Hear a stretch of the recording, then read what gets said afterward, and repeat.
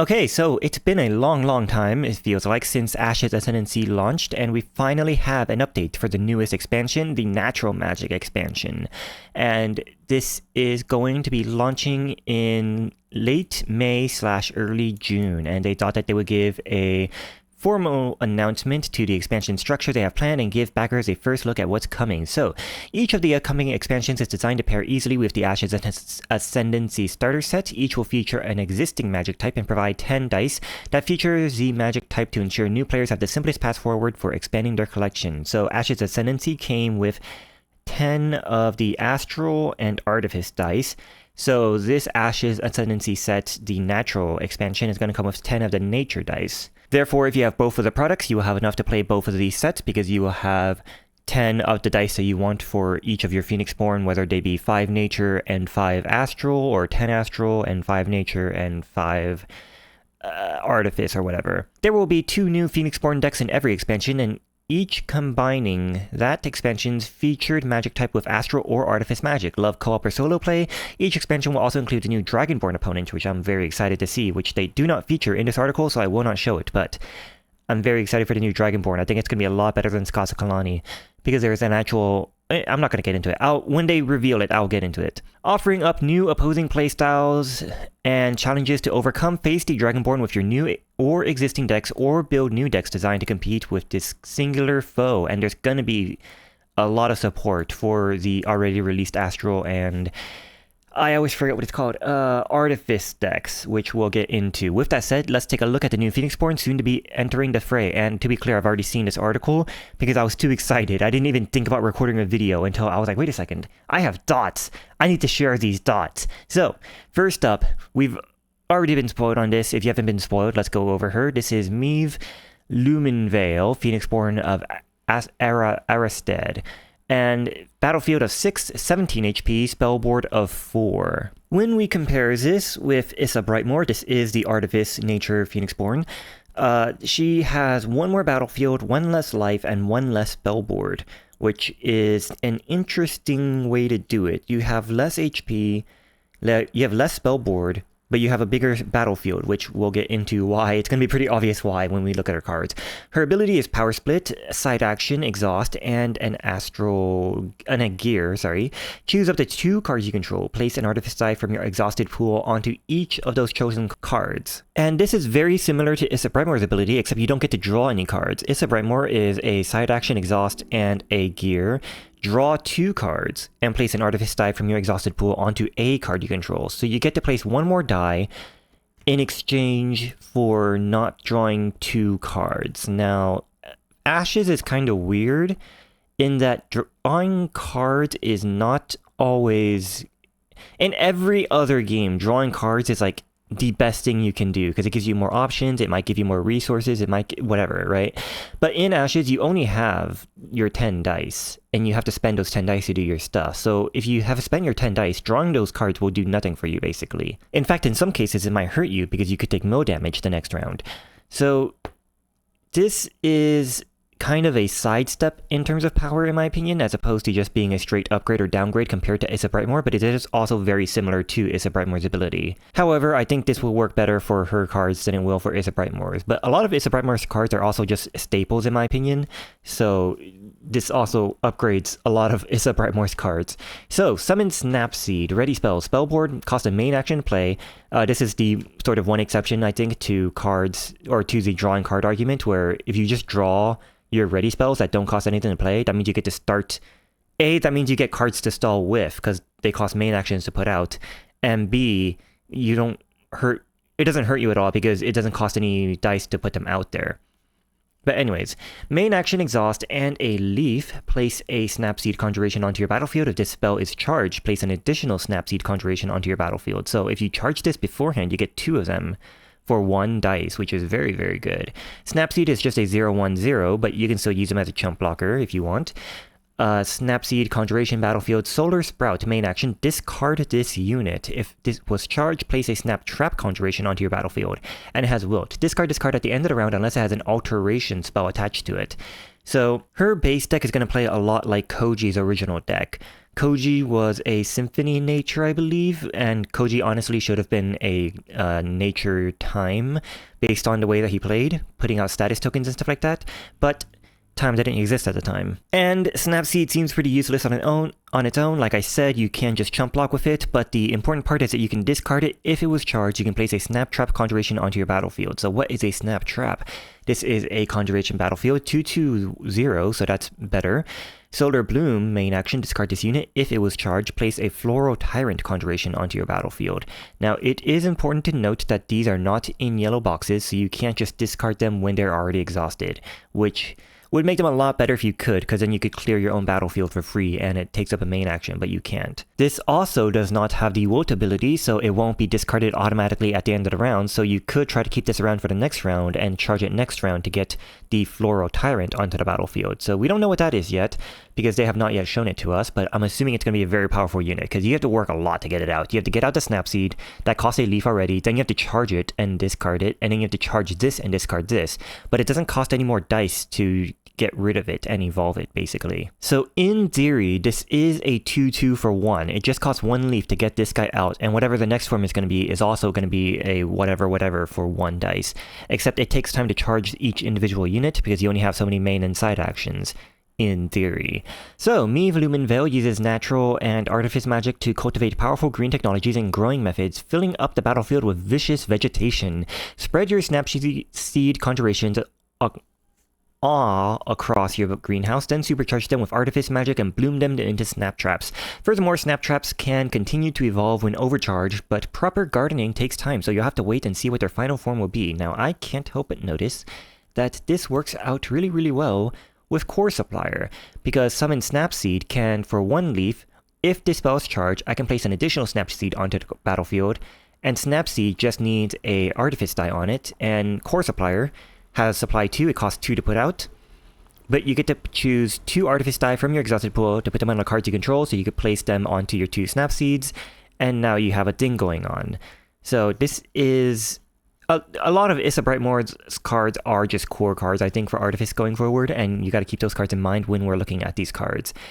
So, what is the next card revealed? That is going to be stuff.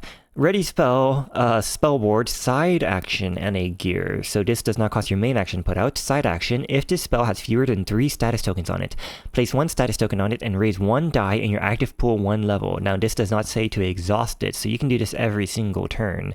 Every single turn you can raise 1 die 1 level and put 1 status token on this, unless it has 3 on it. You may place 1 exhaustion token on the spell and remove 3 status tokens from it to place an artifice die from your exhausted pool onto a card you control. So this is just a free way to put out... you get to raise your dice every round, or every turn, and then after doing that 3 times, you get to place a dice from your exhausted pool onto a card you control. So this is just good. I don't know what else to say about it, it's just good.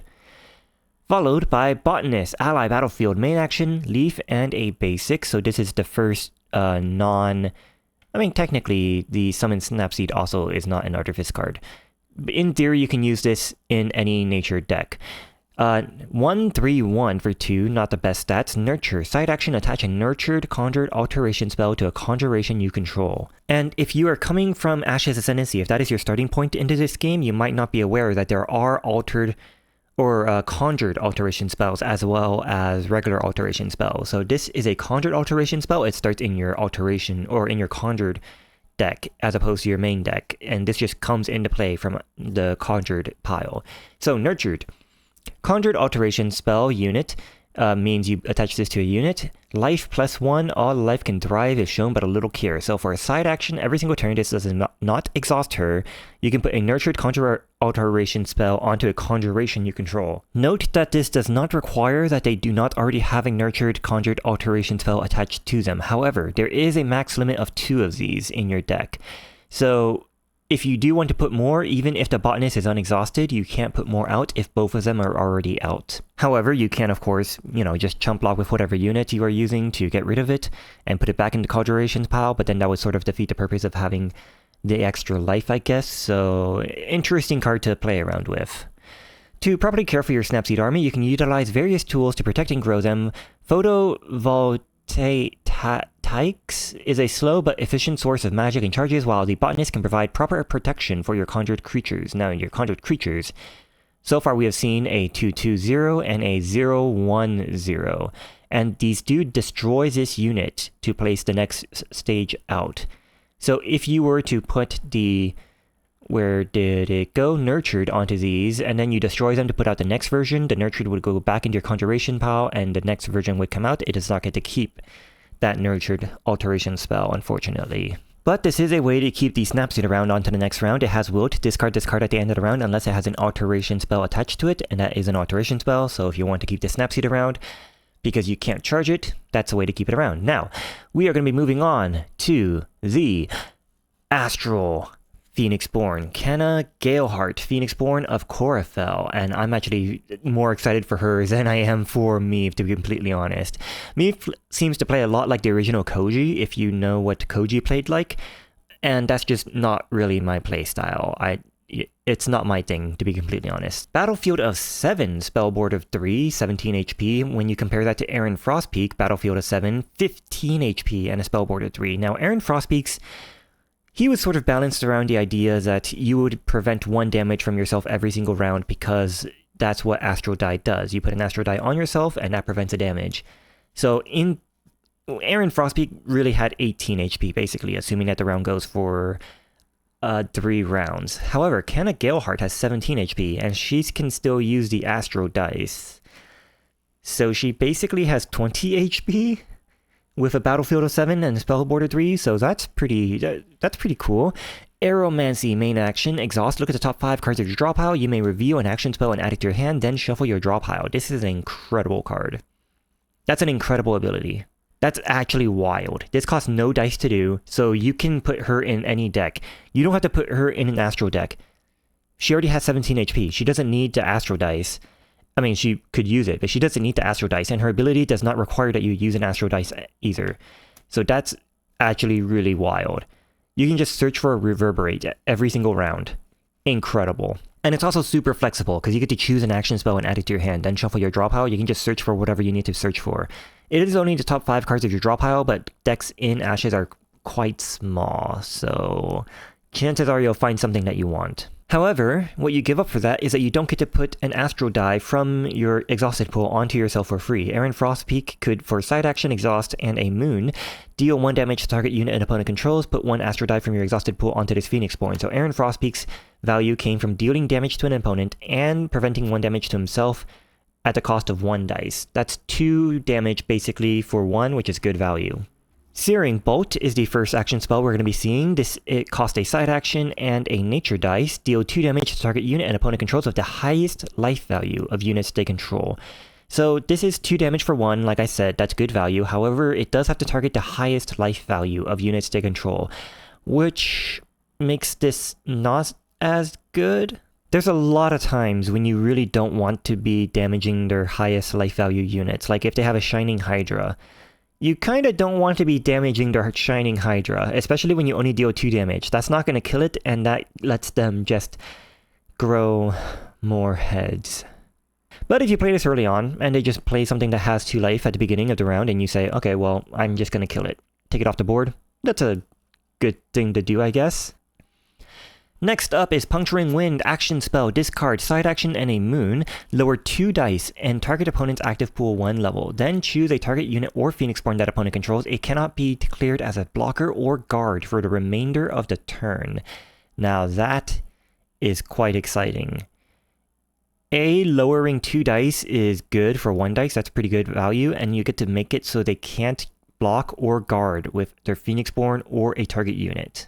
I think this has the most obvious value to a new player in PvE, because there are so many times when you're like, I just want to destroy this 1 unit. I want to attack and destroy this 1 unit, but I have to roll, and if I roll badly, then Pheonixborn is going to guard, and now I'm screwed. But you can use this as a side action and then attack with your main action, and now that Pheonixborn or the Chimera, no, not Chimera, the Dragonborn can no longer guard. So this is a card I'm excited to play around with for sure, especially in PvE. Next up is Hurricane. Now this is Kana's signature card. You can only use this as Kana, and we did not see the card that you can only use as Meve in this preview. So that's an interesting decision to make. I'm not sure why they did that. But Hurricane, action spell, discard. Side action and 3 basic dice, so once again you are not locked into using Astral. Remove 1 exhaustion token from a Pheonixborn or Ready spell. For 3, that is not the best. And the Pheonixborn that you have to be playing with is Kana, so the ability that you're getting back is going to be this one right here. Search your top 5 cards for an action spell and add it to your hand, then shuffle your draw pile. I don't know if this is worth 3 dice. For free, this is great for free. No dice and a main action, this is great. But for 3 dice, that's not worth it. And then lower 3 dice in target opponent's active pool by 1 level, which is also not the best value for 3. Deal 1 damage to all units that opponent controls. Now this is where it gets more interesting. I think that the value still is not great. The value proposition, even when you account for all 3 of these things, is not great for 3 dice. Because 3 dice is very expensive in Ashes. However, in PvE, I can see it being worth more, and also, this is sort of... the value of it comes from the fact that you get all 3 of these effects in 1 card. Because, like I said, drawing in Ashes is very limited, so you can't just be like in other games. You can't just be like, I'm going to draw 5 cards, and I'm going to use all 5 of those cards. In Ashes, that's not really going to happen. So the fact that this is all in 1 card is where the value comes from. I'm going to have to sort of... it's going to take a little bit for me to solidify my opinions on this card. But I think it's good enough to actually use, as opposed to something I just keep out and replace with another card. Kana Galeheart commands the forces of weather through nature and astral magic, summoning powerful winds, lightning, and water to devastate the battlefield. Now, they said winds, lightning, and water. We have seen wind, we have seen lightning, we have not seen water. So I'm assuming there's still a water action spell that we haven't seen, and I'm excited to see what that is going to be, unless they count water as Hurricane, which I don't think they should. Her Aeromancy ability gives tremendous access to a powerful array of storm elements, ensuring you can shift the tides in your favor at will. Strike down big targets with Searing Bolt, strike with precision with Puncturing Wind, or upend everything with the might of Hurricane. Oh, also, this does not deal damage to units you control, which is a good thing, because most of the time cards that either destroy all the units or deal damage to all the units, they also affect your units, aside from like Shifting Mist or whatever. This does not do that. So we are on to the ready spells. Summon Galewind Hawk, main action to put it out. Main action, exhaust Moon and a Leaf. Place a Galewind Hawk conjuration onto your battlefield. Galewind Hawk is a 2/2/0, so for 2 very specific dice, I don't think that's a good stat line. However, this ability is quite interesting. They have Gale Winds. When this unit is declared as an attacker, you may choose a nature or astral die in your exhausted pool and resolve its dice power without paying its cost. So if you don't know, the ability of the nature dice is that you can deal 1 damage to target unit. That's what the side action nature dice ability is. So in theory, Gale Wind could be a 2 attack, and you deal 1 damage to another unit when they attack for free. That's better value. But the more interesting part is you can also resolve the astral die in your exhausted pool and resolve its dice power.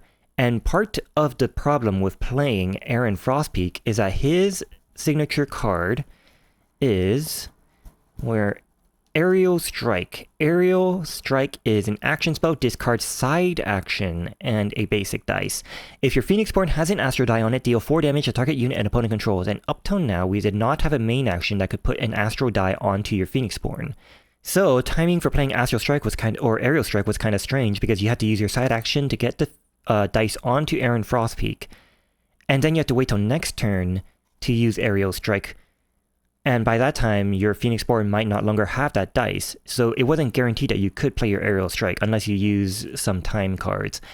But Galewind Hawk can attack and put an astral die onto Aaron Frostpeak as a main action. So for your side action, you could then use your Aerial Strike, and now things are getting very, very interesting. So this is a card I'm very excited to play with. And this card is absolutely bonkers. Tailwind. Ready spell spellboard, so this sticks around, and you put it out with a side action. Side action Exhaust. If your Pheonixborn has an Astro Die on it, add 1 to the attack value of all units you currently control for the remainder of the turn. So that's fine as a ability by itself, because you need to have an Astro Die on your Pheonixborn. But then you look at the Focus 1 part. Focus 1, you may spend 1 basic dice to take 1 additional side action this turn. Now, the implications of that might not seem obvious at first, but imagine that you have 3 of these on the board. And if you have 3 of these on the board, and your Pheonixborn has an Astro Die on them, you can exhaust your first Tailwind to give all your units +1 attack till the end of the turn, and then spend a basic dice. So for 1 dice, you can now give all your units +1 attack, and then you can use your second side action to use another Tailwind to give all your units +1 attack, and spend 1 more basic dice to take a third side action to once again use your third Tailwind to give all your units another +1 attack. And then if you want, you can use another basic dice to take an additional side action and do whatever you have to do with your other side action. However, if you have all 3 of these on your board, that basically means that you can spend 2 basic dice to give every single one of your units +3 attack until the end of the turn. Now, I think that Ashes, for the most part, is a very, very, very balanced game. I think that they have done an incredible job of making it so that no cards are blatantly overpowered. I think that Tailwind might be blatantly overpowered. I think that for spending 2 dice to give all your units +3 attack until the end of the turn, I think that's very, very strong. And I'm not sure how this card is supposed to be balanced. Like, off the top of my head, I just think this is an incredibly strong card. And it's like your Pheonixborn needs to have an Astro Die on them in order to do this. So that gives your opponent time to try to get that Astro Die off. But like, what do you... This is a very, very strong card. Especially if you just throw in a single time dice and you run Accelerate or whatever it's called. Because then you can use your time dice to give yourself 2 side actions, use one of your side actions to give yourself an Astro Die, and then use your second side action to use your Tailwind, which will use a Tailwind, which will use a Tailwind. So now you can start the turn with no Astro Die on your Pheonixborn and still give all your units +3 attack. So it's a very strong card, and I'm not too sure what they were thinking.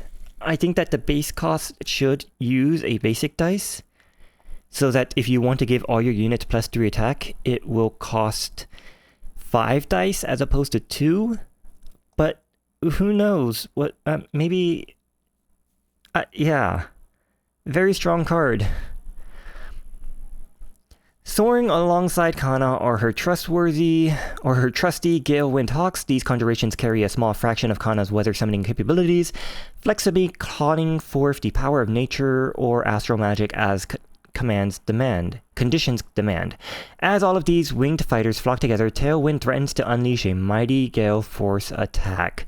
Keep an eye on our news page, as we will soon begin running full card previews there, including previews of the new Dragonborn appearing in this set. But yeah, we are finally getting into the news phase for the next Ascendancy set, and it is going to release late May, early June, so that's actually really, really quite soon. That's like in a month and a half-ish. And by then, allergy season should be over, so I'll be back to playing Ashes, I'll be back to playing Ashes in a normal way. And hopefully I will see you there. And that I will see you as we get to more articles. Goodbye.